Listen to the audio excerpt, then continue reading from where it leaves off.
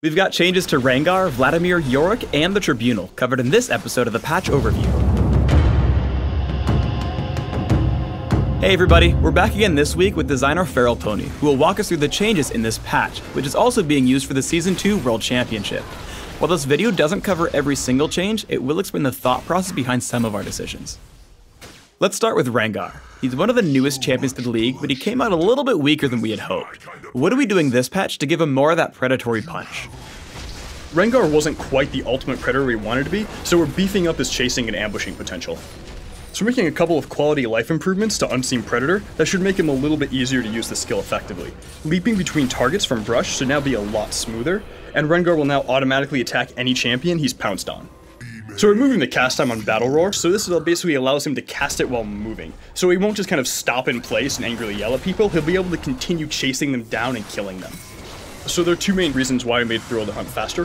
One is this is often his initiation move, we really want him to kind of excel at this. The other one is, again, hunting people down. If there's a straggler, we really want to be able to kind of go into stealth mode and actually catch and kill that person.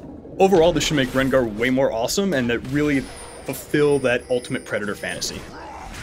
The Vladimir changes are always a bit controversial, but we have some changes in store for him this patch. What are we doing to the Crimson Reaper? So in the previous patch, we reduced the health cost of Tides of Blood, and now players are basically able to keep it up at max stacks, which is effectively doubling the damage of the spell from previously. So as a result of this, a lot of Vladimir players are now stacking Magic Pen, and basically just wrecking teamfights in the middle of the game.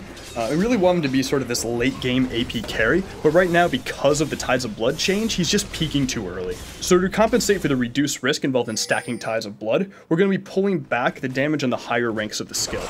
This should soften some of that mid-game punch, but still allow Vladimir to do really impressive damage late game after he builds some AP. Ziggs is getting an interesting change to his Satchel Charge ability. Take us through it. Satchel Charge is a really amazing and fun ability on Ziggs, but it just didn't really have the impact we wanted. So as a result, we're increasing the knockback distance for Ziggs' opponents, as well as increasing how far he flies when using that ability. This should allow him to use it as a more reliable escape method, as well as allow him to get over walls he couldn't previously. Yorick has always excelled at bullying champions in lane. What do we have in store for the Gravedigger this patch? So Yorick's ability to harass his opponents with ghouls and not allowing them to have any real counterplay is really frustrating to play against. So we're increasing the mana cost on Omen of Pestilence. This should bring his early game power down a little bit, as well as make him think a little more carefully about when and where to use his ghouls. So we're reducing the base movement speed of Yorick's ghouls, and almost more importantly, we're making it so they no longer block pathing. This will allow Yorick's opponents to kind of kite the ghouls easier early game unless Yorick commits and lands that Omen of Pestilence first.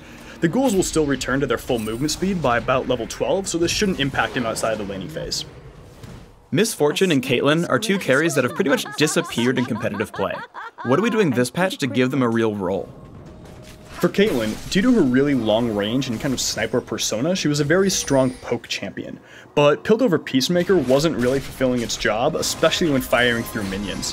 The damage fall off was just too steep, which caused her to kind of underperform in lane.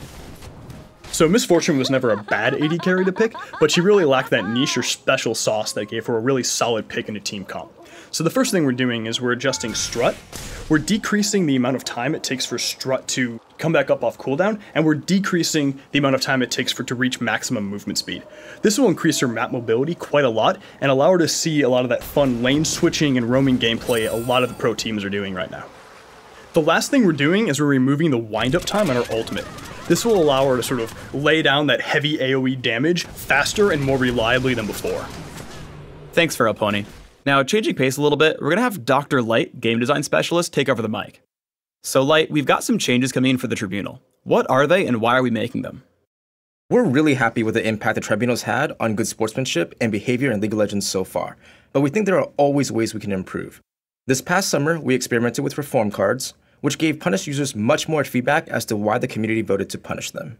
However, we want to extend this additional feedback to Tribunal voters as well, and we're adding 2 new features to honor their contributions to our community. First, we've added the Justice Review. Here you can go over your previous cases, including the ones you skipped, to see the results. You can also view stats on your level of accuracy, including number of toxic players you helped remove, number of toxic days of gameplay you helped prevent, and your longest correct streak. We're also adding the Halls of Justice. This is a new ladder for Tribunal users to see how their contributions compare to their peers.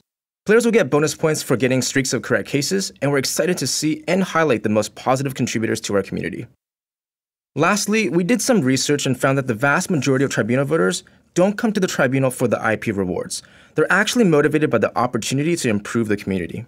In addition, we discovered that the group of players who are motivated purely by IP, these players were actually the least accurate voters in the Tribunal. In light of this evidence, we've decided to run a large-scale experiment to replace IP rewards with these two new features. We believe this change will improve Tribunal accuracy overall. That's it for us for this episode of the Patch Overview. Please subscribe to the Riot Games YouTube channel and leave us your comments just below. Thanks for watching.